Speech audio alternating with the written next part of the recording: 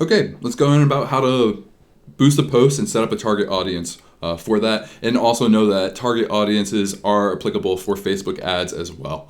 First, I just want to stress I don't use Facebook or Instagram or any social media for that matter in my own personal marketing for my agency. So before everyone comes at me and says like you don't have any followers, you don't get any engagement, you don't know what you're doing, like I'm just using this so I don't get sued using someone else's account. Like that's the only reason why I'm using my own stupid little dummy account. I just want to make that clear. I have experience doing this. I've grown multiple accounts before. I have the credentials. Just don't look at this one. I hate social media. I personally don't use it. It's not too applicable for my industry. So let's just ignore that and move on to the actual content here. So first, you're going to find this button that says Boost a Post. Go ahead and select that. Let's pretend that post that I'm boosting was one of the best ones. And then like this was theoretically a better one to do. It's like a before and after, but regardless. Oh yeah, this is just telling me page updates can't be boosted. Boost this one post I ever created instead, back 2 years ago.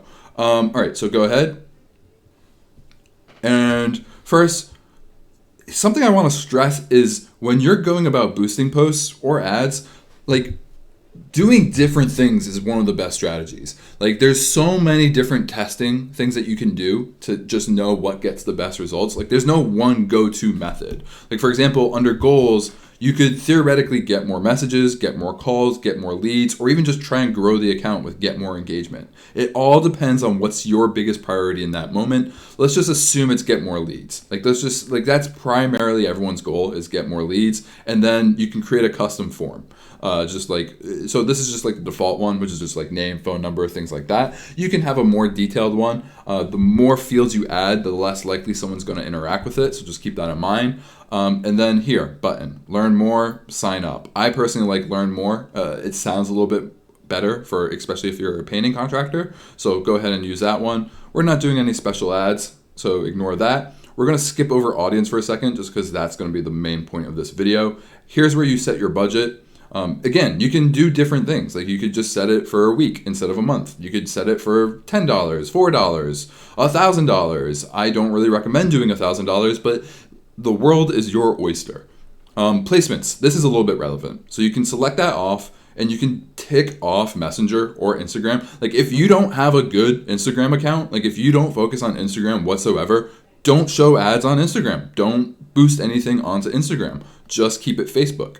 And then, I personally don't mind Messenger. I think it's applicable. A lot of people are on there, so it doesn't hurt to show a few ads, but it's not typically the best spot to get engagement. So you might want to tick that off if you're really looking to just get the most optimal results. So, all right. So that's all the big things. Like that's what's important to take care of when you're going about boosting a post. But the most important aspect in any paid advertising someone is doing on social media, whether it's Facebook or Instagram or anything else for that matter, is audiences. So you can see here I have a few audiences by default: Northwest women, Southwest women. And the reason for that is I was originally back in the day creating some ads for some target audiences in Denver. And I knew, okay, I needed more work in the North or I needed more work in the South. So I set up these custom audiences to facilitate that. And you can get as hyper targeted as you want with these or as more basic. The more targeted, the more effective it usually is. And then you should know what your target market is. But there's ways to kind of get that data. Like you can look at your page insights, you can look at other different points of data. You know who you're going out to get estimates with. So just kind of keep that in mind when you're setting up a target audience. Let's go ahead and set one up. So go ahead and hit create new. Skip this. Ignore this. Disregard this screen. Find the button that says for advanced targeting features, go to Ads Manager. This is the real trick. This is what people pay me to do regularly. So pay close attention. Go under Create Audience and choose Lookalike Audience.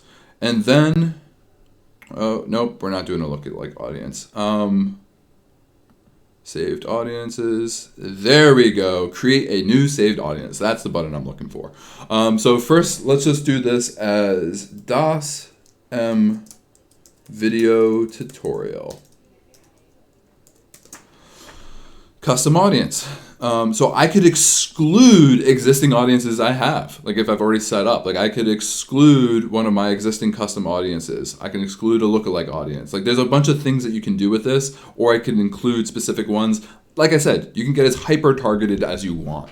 But the real reason that I stress the importance of setting everything up on this screen is right here. So where it has this location thing. On that other screen, it didn't give you this option. And this is where I see a lot of painting contractors make a mistake with their targeting. They choose people living in or recently in this location. If you live in any major city, this is just going to screw your budget, just because you probably get a lot of visitors to that major city. So this is what you want to choose. People living in this location. That's going to prevent your ads from showing up all across the country. So make sure you choose this setting. People living in this location. And then let's pretend we're looking for clients in Dayton, Ohio. So let's pull up Dayton, Ohio. Boom. And it gives you a little radius around there. You could shrink this radius. You could increase it. Like there's so many things that you can do. You could exclude certain zip codes from it. I like to get as targeted as I can possibly get. So if you notice like, okay, this zip code is where I get most of my work and there's a lot of higher end homes here, let's go ahead and just only target that zip code. So on and so on. And then if you're unsure like what are good zip codes, you can always just use like Zillow data just to kind of figure that stuff out. Like just go browse around on Zillow just to see what type of homes are in certain areas. That's one way to do it. But let's just pretend we're just running ads all around Dayton, Ohio, 25-mile radius. We know just from going out to estimates and things like that, our target audience isn't 18 to 65 plus. Usually it's women above the age of 33. Usually they're not over 65. Usually they're under 60. So let's say 59. And they're women. And then our target audience speaks English. So we'll select that. And then this is where you can really have some fun. I don't typically do this because, like, for example, I'm usually getting really targeted from a location perspective. Like, I know that if I'm targeting this zip code, it's like, it's the target client. Like, they're making enough money to afford our services. They're the right audience. But you could just do general behaviors. Like, you could just say, like, people who are interested in fashion. This is really applicable. Like, if you live, like, I know from, like, living in Denver and, like, suburbia, like, there's the stereotypical like stay-at-home mom that we were like targeting to. So all we had to do is set up things that they were engaged with. Like yoga was huge out there. So if we could show, like make sure that we're showing or boosting these posts or showing these ads to people who are interested in yoga. One of the most important ones though is like the demographic targeting. So like income, like you can make sure to set up household incomes.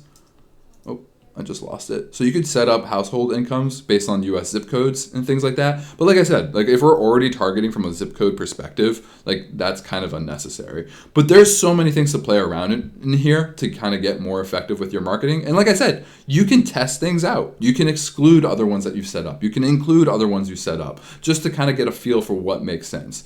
And then it's pretty much as simple as that. You create that saved audience and then you have it there. And then when you go boost a post or anything like that, so like here, confirm, it's not going to show. Let me refresh this page and hopefully it will show. But now when you go to boost a post, here it is. You just select that audience. It's already been created. You're good to go. You just choose the budget, the date range, the goal, and then boost your post and let the magic happen.